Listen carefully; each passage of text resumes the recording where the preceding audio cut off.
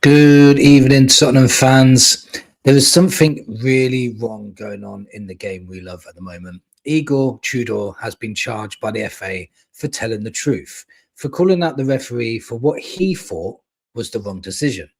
I'm going to give you my 6 reasons why Tudor being charged for this is not only hypocritical, it's causing people to think it's a corrupt system.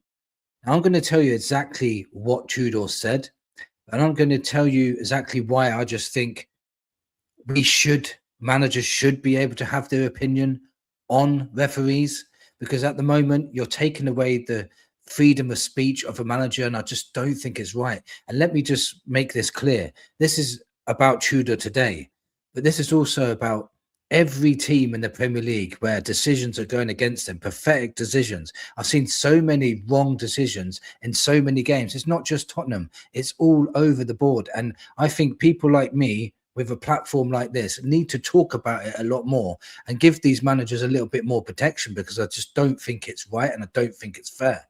So first of all, I'm just going to show you what Tudor said. So he said on the referee, I didn't like the referee today, too much of a home team referee.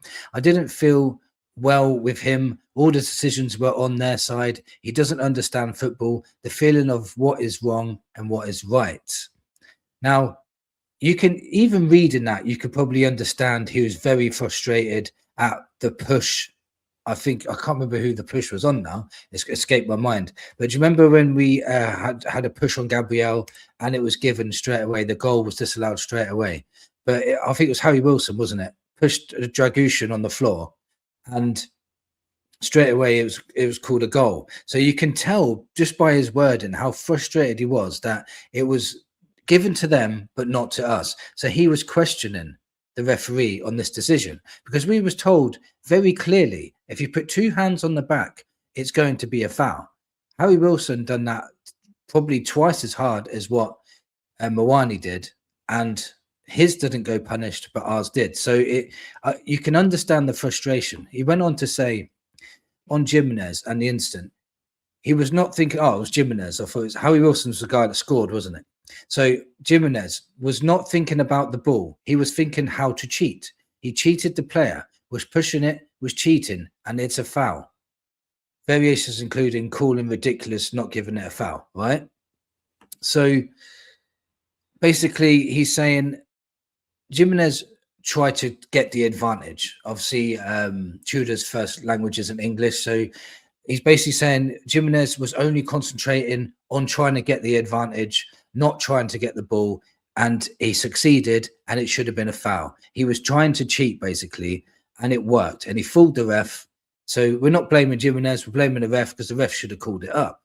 So he was just telling the truth. Now, when we go into games, and then after the game, the reporter will ask him, what did you think of the game?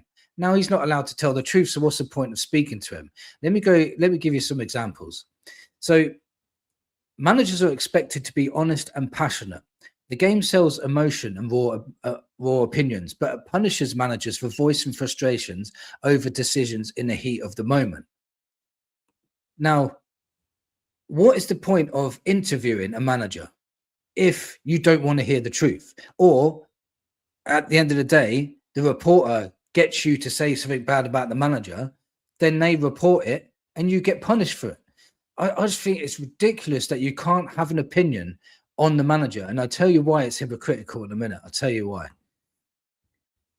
Similar criticism goes unpunished elsewhere. Pundits, media, and ex-players routinely call out referees or imply bias on air, social media, without charges completely. Yet the manager gets hit for direct post-match comments every single time. And you wonder why managers get frustrated. It baffles me that the manager out of everyone, the one that it affects the most, the bad decisions could affect his job, and all of a sudden you're not allowed to speak about it. I think it's absolutely ridiculous. Referees face minimal accountability. Officials rarely explain errors publicly or apologize, while managers must accept bad calls quietly, creating a one-sided protection of referees, which I agree with massively. Like, why can they have bad decisions? Why do they get away with so much and they don't take no accountability for all the mistakes they made? Imagine just the mistakes that have been made just this season by not just the referees but VAR as well. Imagine how that's affected teams as well this season. How many times do we see on Twitter or on social media that tables of what the table would look like if the referee got the decision right or whatever? We shouldn't be making tables like that. Every decision should be right now with VAR, but how comes it's not? See, that's leading again people to think it's corrupt, because how can you get decisions wrong with a slow motion replay now? It's becoming a farce, in my opinion. Some managers escape harsher or repeated digs at refs, while others, like Tudor, face quick charges for blunt language fueling favoritism. So again, I'm not going to call out any other managers, but other managers have said what Tudor said, or worse. Sometimes they've gone to get punished and then it's been overturned. I just don't think it's setting the right precedent to say one manager can say it and one manager can't, because then again it leads it to corruption. If you're leading to corruption again because you're not being consistent with your punishments now it's whenever we feel like it. So what can you say and what can't you say? So I feel so sorry for managers that are frustrated that their team's lost because of a bad decision. And you know, when PGMO come out after to say, yeah, sorry, we got it wrong, but you lost anyway, so it doesn't matter. They don't get any accountability for it. Where's their fines and charges? Because, like, I think Everton not so long ago fell short with this. They lost a game because of PGML, and they got an apology, but apology doesn't get you points on the board. So it's really, really frustrating. Also, it discourages debate on referees. Now, this is one of the most important ones for me. Punishing genuine concerns stifles calls for better standards, VAR, protecting the system instead of fixing the flaws. Now, what I mean by that is they're trying to protect their system. So they're trying to protect the refs. They're trying to protect the decisions they made, trying to protect VAR, but they're not trying to fix the problem. Now, if you're not allowed to speak about the problem, if the managers are not allowed to speak about the problem or complain about the problem, then how are you going to fix the problem? So all that does for me is, if you're protecting the system and you're not allowed to question it, then that in itself is corruption, because any system should be allowed to be questioned, especially if they're making mistake after mistake after mistake. Now, if you're not allowed to question it, for me, that is the biggest problem. That is the huge problem. Now, punishing a manager when he's what if VAR was the reason why your team got relegated, and then 2 days later they went, yeah, sorry, we got it wrong, but you're relegated. Where's their accountability for that? There's no accountability, which really is serious. It's very serious. Managers risk job over decisions but can't speak freely. Poor refs can cost points, jobs, seasons with little consequences, while managers highlighting it face fines, bans, seen as protecting the establishment over fairness. Like I just went into this just a second ago. So you could risk points, you can risk jobs, you can risk seasons. A manager could lose his job because you've made a really bad decision, but they don't get no accountability for it. And if you question it, you're the one that gets banned. It's a corrupt system. You can't have that kind of system and let it work, because it's an emotional game. You get frustrated and you'll speak off your emotions.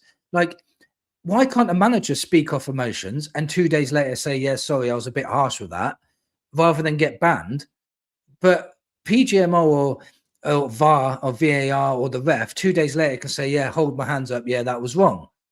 But there's no accountability for them. They won't get banned and they won't get fined, and it won't affect their job. It won't affect their season. It won't affect anything. But this sort of system, this affects the manager, the team. This affects the fans, because the fans are getting so frustrated with 1 week one team gets a decision and the next week the other team doesn't. There's strict rules put in place, but the rules are bended all the time. The rules are manipulated into certain ways for certain teams at certain times. I really do sometimes think and believe that. Sometimes it will go for Arsenal 1 week and sometimes it won't. But it'll be the same decisions. It'd be the same scenarios, but different outcomes. You can't have same scenarios and different outcomes and not expect people to say it's corrupt. You have to be very clear, very straightforward, and you can't allow for anybody to be treated differently. And the fact that ex-players and social media and pundits are allowed to say the referee got it wrong and the referee was that was bad reffing, that was a really poor ref today, but the manager can't, and the manager's the only one that's going to feel the consequences from this poor decision. I think that's absolutely backwards, absolutely backwards. So this, I just wanted to speak up about this today because I think this is a very serious matter, and I'm only speaking about it because it's recently happened to Tudor. But let me reiterate, this is about all teams and all managers in those teams, because it's not fair on anybody in the Premier League. I don't care what team you are, and I'll take my footballing hat off. If you're Arsenal and you're getting bad decisions against you that are not the right decisions, I still think it's wrong. You should have the right decisions. Like, if, let's, for example, Solanke, when Virgil van Dijk put his studs on the back of his heel and he went down, nothing, not even a yellow card. Xavi does it to Van Dijk and he got sent off straight away. This is the sort of things that and it wasn't even as hard as what Van Dijk done to Solanke. So, and we've got VAR. VAR can see all of this. It's not like the referee missed it. So there's no excuses to have two-tier reffing, because that's what it is at the moment. So we really have to, as fans and as people on social media, really have to clamp down on this and really push to say enough is enough. We can't keep having managers being punished for being frustrated at they could lose their job because of poor reffing. And we've all seen it. Every single team's seen it. There's not one team that can't say that they haven't been done by a poor decision. Now, that's bad when you've got VAR. Let me know in the comments what you think of today's video. Do you think we need to speak up more about this? Because I just think it's an absolute joke. Thank you for watching. Come on, you Spurs.